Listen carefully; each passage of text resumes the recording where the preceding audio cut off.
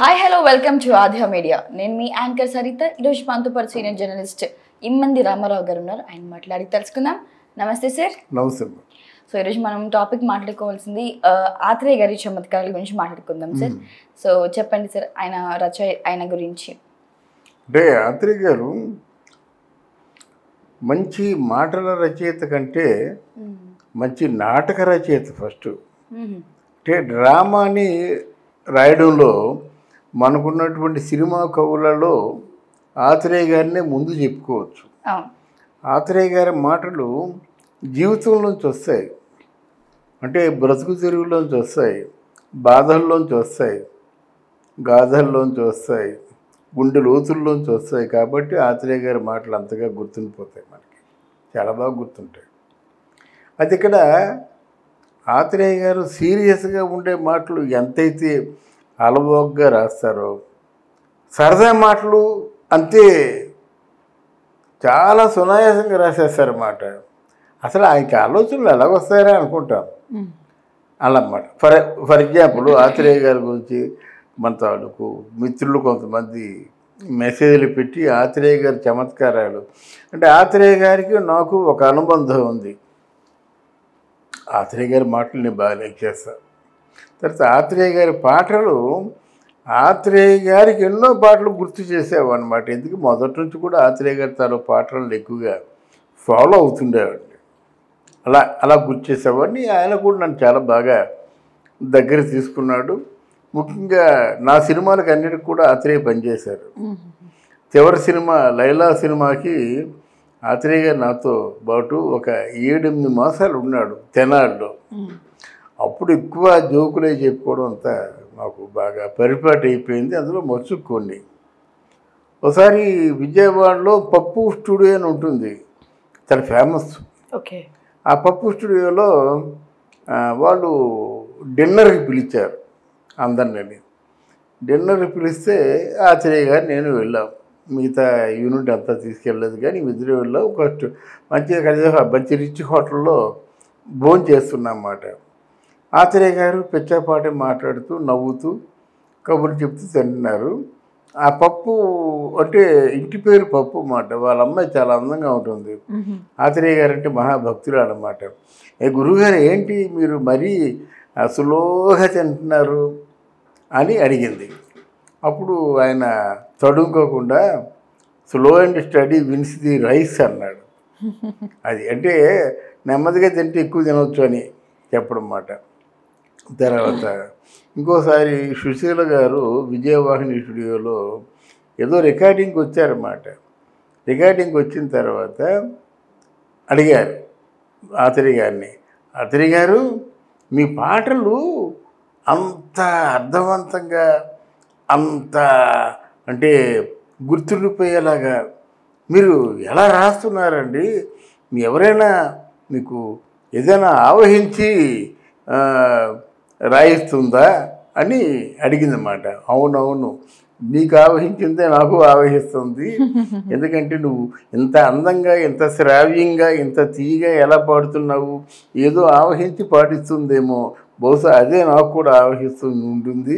కనుక ఇద్దరిలో ఉన్న దెయ్యం ఒకటే అని నవ్వుతూ అన్నాడు అన్నమాట. ఒకసారి పాట రాయడం కోసం మద్రాసులో చోళా హోటల్ చాలా బాగుంటుంది. సవేరి హోటల్ ముందు చోళా హోటల్ బాగుంటుంది. వెళ్ళారు, డబ్బులు ఖర్చు అవుతున్నాయి, పాట పల్లవి రావటం లేదు.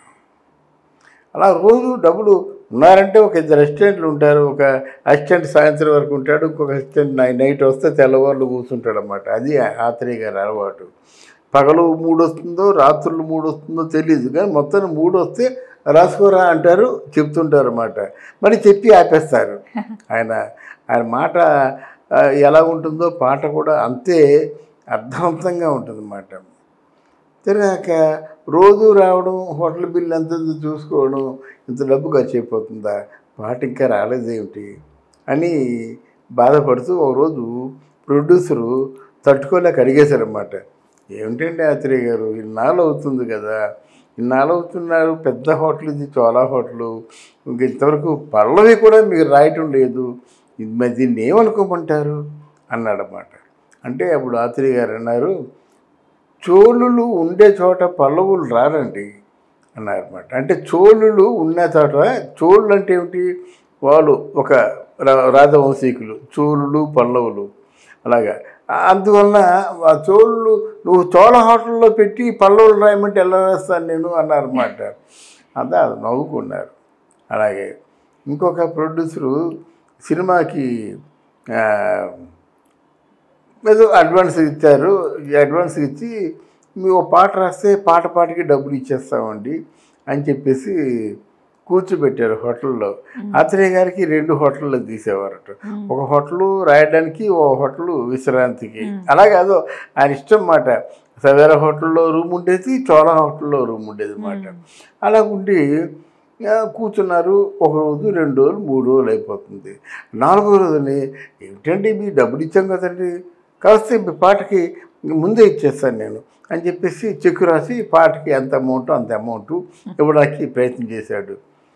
నేను పాట రాయడం మీరు చెక్కు రాసేంత ఈజీ అయితే ఎప్పుడు రాసేవాడిని అండి, కానీ పాట రాయడం వేరు, చెక్కు రాయడం వేరు, ఎందుకైనా మంచిది ఉంచండి అని తీసుకున్నాడు. అలా చమత్కారం అన్నమాట ఆత్రేయ గారు. అంటే ఆయన మాటల్ని పాటలుగా ఎలా మలుస్తాడో, పాటలను కూడా మాటలుగా రాయడం కూడా అలాగే మరుస్తాడు అన్నమాట. అందువలన ఆత్రేయ గారిని ఎప్పుడు ఎలా చెప్పుకుంటూ పోతే ఎన్నో ఉన్నాయన్నమాట, ఎన్నో ఉన్నాయి. అయితే ఆయన మాటల్లో చమత్కారంలో గొప్పతనం ఏంటంటే, బడిపంతుల్లో పాట రాశాడు ఆయన.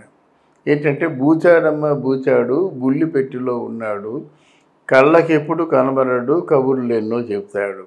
అది టెలిఫోన్ గురించి రాశారన్నమాట. శ్రీదేవి పాడుతుంది, ఎన్టీ రామారావు, అంజలీదేవి ఇద్దరు కలిసి అందులో నటించారు. శ్రీదేవి మనవరాలుగా నటించిందన్నమాట.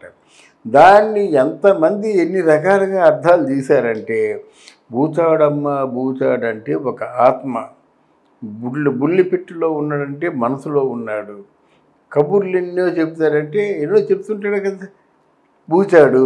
అందువల్ల కబుర్లు ఎన్నో చెప్తాడు, కళ్ళకి ఎప్పుడు కనబడ్డంటే మనిషి ఆత్మ అని ఎంతోమంది హరికథ దోసులు వీళ్ళందరూ పితామహులందరూ చెప్పేవారన్నమాట. దీని సిగదరగా నాకేమీ తెలియదు, మామూలుగా బూచాడమ్మ బూచాడు పాట రాశాను, దీనికి ఎంతమంది ఇన్ని రకాలుగా అర్థాలు చెప్తున్నారు, ఎనీవే ధన్యోస్మి అన్నాడన్నమాట.